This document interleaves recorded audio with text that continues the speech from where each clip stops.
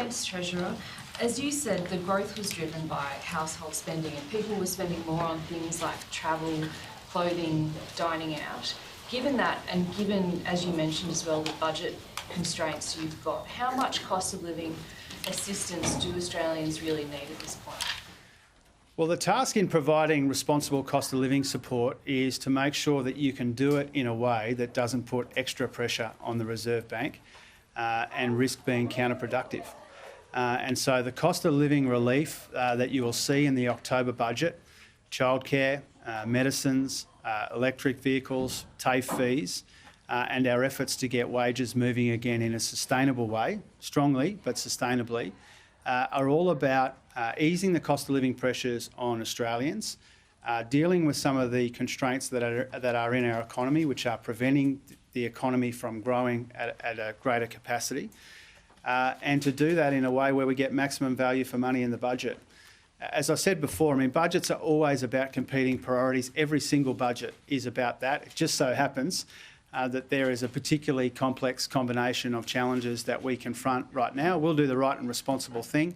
There will be cost of living relief for Australians in the budget, but it will be delivered in a way that doesn't make the task of the Independent Reserve Bank harder. Treasurer, We'll go Greg and then John, then Shane.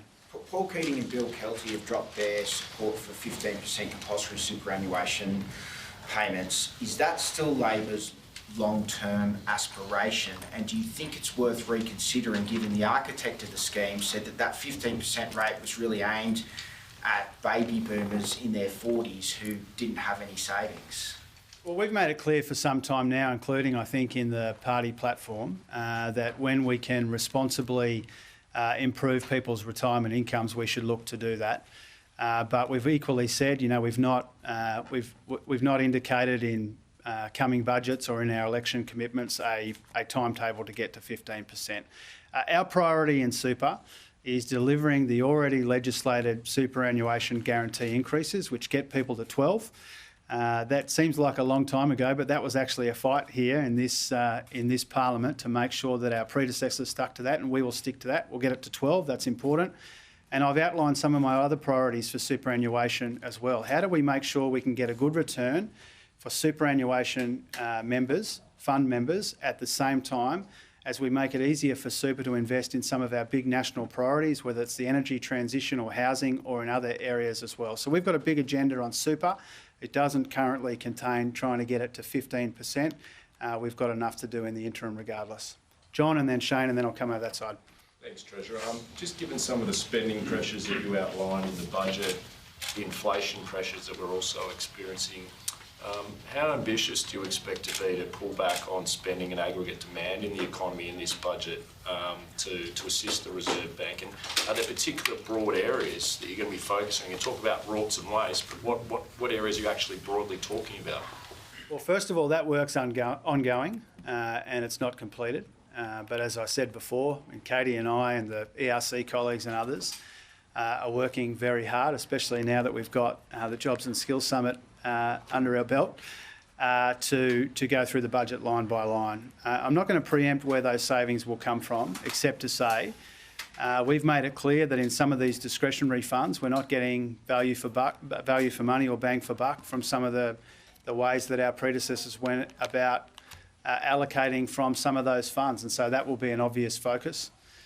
We took to the election some billions of dollars in budget improvements, so you can expect to see them in the budget in some form as well. But in terms of managing aggregate demand, I think we have to be realistic here as well. I see our task in the budget is not making the work of the Independent Reserve Bank harder. I don't think that there is an opportunity to cut so savagely into aggregate demand in the way that you're describing. You know, I see the task as to not make it harder on the demand side.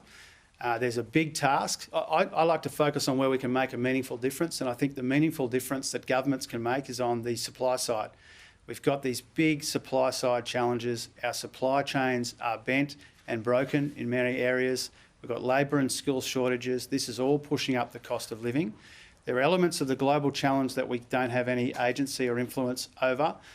There are elements of the Reserve Bank's work that we don't want to interfere in. My focus is on the supply side, as I've said before.